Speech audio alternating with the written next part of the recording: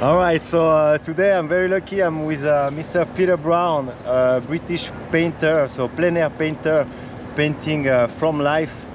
And we are lucky enough, he's gonna share with us his palette, and we're gonna see what colors he uses on his palette. All right, hi Peter. Hello Mark, all right? Yeah, cool. Everything is good. I'm very excited to have a look on your palette, Peter. So let's start. Well, let's start anywhere you want. Okay, so too many colours, I reckon. First off, so apologise for that. My art lecturers would kill me. So I'm gonna go through these ones here.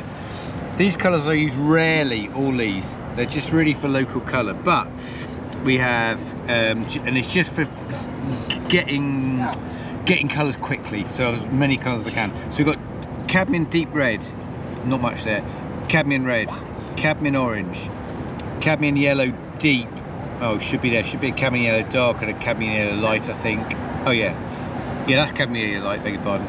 Lemon yellow, chromium green, or chrome green rather, viridian, cobalt purple, cobalt violet, sorry, which I love, I use a lot. That I think is a cerulean, I think, maybe. That's a, oh, it's a rose colour, quinacine. Quina, yeah, that's it. Yeah. The quina, what's it thing. That's called Brilliant Rose Pink. I think it's a Mike Harding colour. This is the alizarin, good colour. This is a, moving over here, we've got Prussian Blue. We have Tervert, Payne's Grey, Indian Red, Transparent Oxide Red, Burnt Sienna, thank you, Madder Brown, wonderful colour called Bohemian Green, made by Pip Seymour. Oh, what's that? That's Raw Umber, Ultramarine, and Yellow Ochre. So Raw Umber, Ultramarine, and Yellow Ochre for the last ones.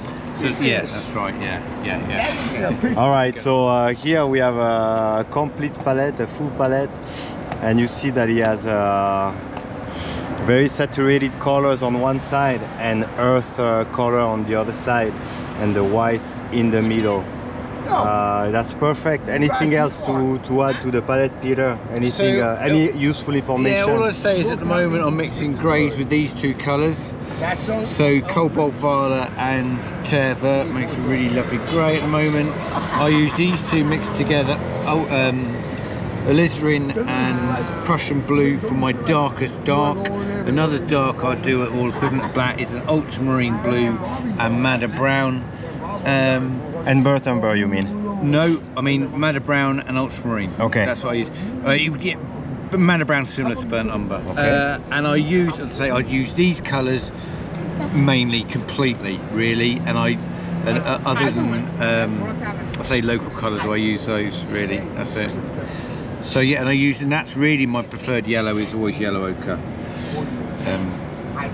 And then sometimes the whites I will use, oh sorry, in here, you can't really, well you might not see it, but it's an unbleached titanium, which is just a buff white, which is kind of quite useful sometimes. And then these usually are different whites. There's a titanium white, normal titanium white there, and usually I have a fast drying titanium or a warm white, a titanium that dries a bit quicker. A warm white, it's a bit warmer obviously. And that's it, yeah, brilliant. That's it, that's perfect. We're gonna ask him one more thing. What is his medium? I think that's a lot of people that's gonna ask this question in the comments. So what is your medium, Peter? So medium I use, I'm trying to use as little of it as possible now, is glazed medium. So this is a dipper. So the one I use is made by Robeson's.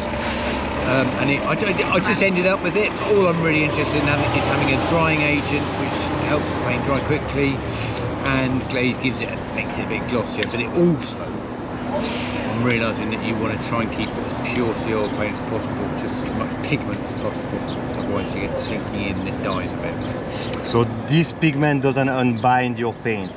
It's not like mineral spirit that unbinds the paint, exactly. It's more like linseed oil that keep the paint well together. It extends the paint, it doesn't break it down. And this is a glazed medium, right? Yeah, so in it used to be cobalt dryers, it's something else now.